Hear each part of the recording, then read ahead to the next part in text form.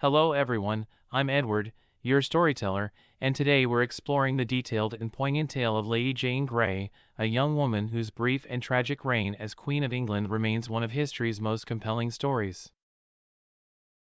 Jane Grey was born in October 1537 to Henry Grey, Duke of Suffolk, and Frances Brandon. Frances was the daughter of Mary Tudor, the younger sister of King Henry VIII, making Jane a great-granddaughter of Henry VII. This royal connection placed Jane within the intricate web of Tudor succession politics. Jane's upbringing was marked by privilege and a rigorous education. Her parents, particularly her mother, were known to be demanding and strict. Jane was an exceptionally bright child, fluent in Latin, Greek, Hebrew, and several modern languages. Her Protestant faith was deeply instilled in her by her tutors, and she became known for her piety and intellect.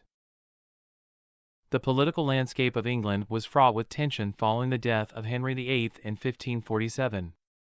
His only son, Edward VI, ascended the throne at the age of 9. Edward was a fervent Protestant, and his reign saw the continuation of the English Reformation. As Edward's health declined in early 1553, the issue of succession became critical. Edward's half-sisters, Mary and Elizabeth, were next in line according to Henry VIII's will. However, Mary was a devout Catholic, and her accession threatened to undo the Protestant reforms. John Dudley, Duke of Northumberland, and Edward's chief minister, played a pivotal role in influencing the succession. Northumberland arranged for Jane to marry his son, Guilford Dudley, thereby aligning his family with the potential new queen. Edward VI, swayed by Northumberland and his own desire to preserve Protestantism, named Jane Grey as his successor in his device for the succession. Edward VI died on July 6, 1553, but his death was kept secret for a few days to prepare for Jane's succession. On July 10, Jane was reluctantly proclaimed queen. Despite her reservations, she was convinced by her parents and Northumberland to accept the crown. Jane was 16 years old at the time and understood the precariousness of her position. Mary Tudor, however, was not idle. With significant support from the populace and key nobles, she quickly rallied an army. The Protestant support that Jane's reign relied upon was insufficient to counter Mary's claim. On July 19, 1553, just 9 days after being declared queen, Jane was deposed, and Mary I was proclaimed queen.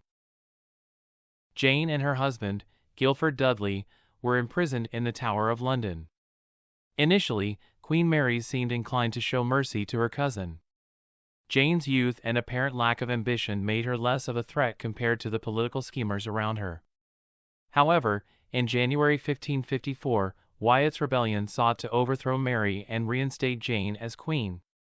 Although Jane and her family were not involved in the rebellion, it sealed her fate. Mary, convinced that Jane's continued existence posed a threat to her reign, decided that Jane must die. On February 12, 1554, Jane was executed. She faced her end with remarkable courage and dignity. According to witnesses, her final words included a reading from Psalm 51, expressing her deep faith. Guilford Dudley was executed on the same day. Lady Jane Grey's story is one of ambition, religion, and tragic innocence.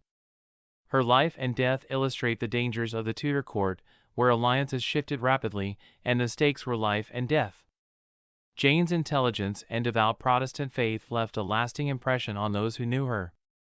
Even in her brief reign, she demonstrated a commitment to her beliefs and an awareness of the perilous role she was thrust into. Her story has been romanticized in various works of art, literature, and film, often portraying her as a victim of her family's and others' political machinations. Her courage and composure in the face of death have made her a sympathetic figure in history. Reflecting on Jane's life, we can see how her brief reign was a significant event in the turbulent history of the Tudor dynasty. Her story prompts us to consider the complexities of political power, family dynamics, and historical narrative. Jane Grey's legacy continues to captivate historians and the public alike. Thank you for joining me on this deeper exploration of Lady Jane Grey's life and legacy. Until next time, I'm Edward, your storyteller.